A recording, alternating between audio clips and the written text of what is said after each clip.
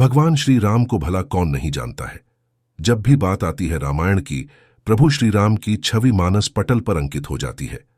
श्री राम को विष्णु जी के 7वें अवतार के रूप में पूजा जाता है और पुराणों व शास्त्रों में भी उनकी महिमा का बखान होता है।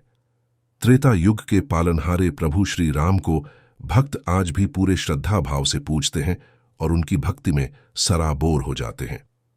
प्रभु श्री राम के जीवन से जुड़ी कुछ ऐसी अनसुनी कथाएं हैं जो आज भी सोचने पर मजबूर कर देती हैं।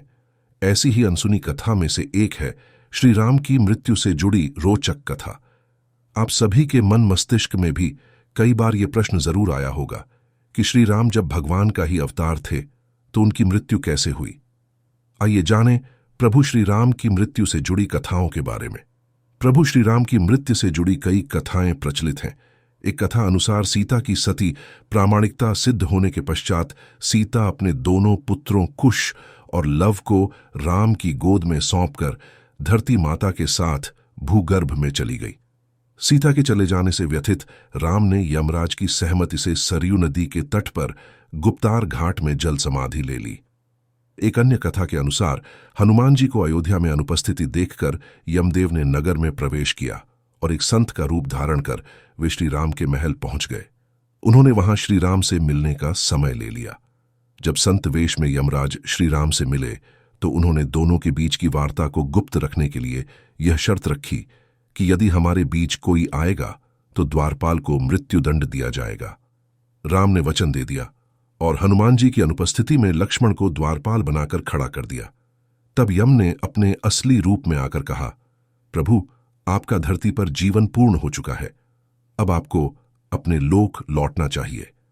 तभी इस वार्तालाप के बीच में ही द्वार पर अर्षि दुर्वासा आ गए और लक्ष्मण से अंदर जाने की जिद करने लगे, अन्यथा श्री राम को शाप देने की धमकी देने लगे। लक्ष्मण अब दुविधा में पड़ गए। आज्ञा का उल्लंघन करे तो मृत्युदंड मिलेगा और नहीं करे तो मेरे प्रभु श्री राम को शाप मिलेगा। ऐसे में उन्होंने कठोर निर्णय लेते हुए दुर्वासा को अंदर जाने की अनुमति दे दी। वार्तालाप भंग होने के कारण अब श्री राम भी दुविधा में पड़ गए कि लक्ष्मण को मृत्युदंड देना होगा। उन्होंने ऐसे में लक्ष्मण को राज्य से निकाल दिया, लेकिन लक्ष्मण ने अपने भ्राता के वचन को निभाने के लिए राज्य से बाहर जाने के बजाय सरयू में जल समाधि ले ली। लक्ष्मण के सरयू नदी में समाधि लेने से राम दुखी हुए और उन्होंने भी जल समाधि लेने का निर्णय लिया। सरयू नदी में जल समाधि लेने के वक्त उनके साथ हनुमान, जामवंत, सुग्रीव, भरत, शत्रुघ्न आदि सभी लोग खड़े थे। श्री राम सरयू नदी के अंदर समा गए। तब फिर कुछ देर बाद नदी के भीतर से भगवान विष्णु प्रकट हुए और उन्होंने अपने भक्तों को दर्शन दिए।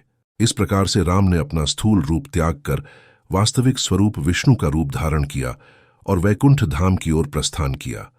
वास्तव में ये कथा भगवान श्री राम के जीवन से जुड़ी सबसे रोचक कथाओं में से एक है और ये प्रभु श्री राम के मनुष्य रूप को त्याग कर वापस विष्णु रूप में आने के बारे में बताती है।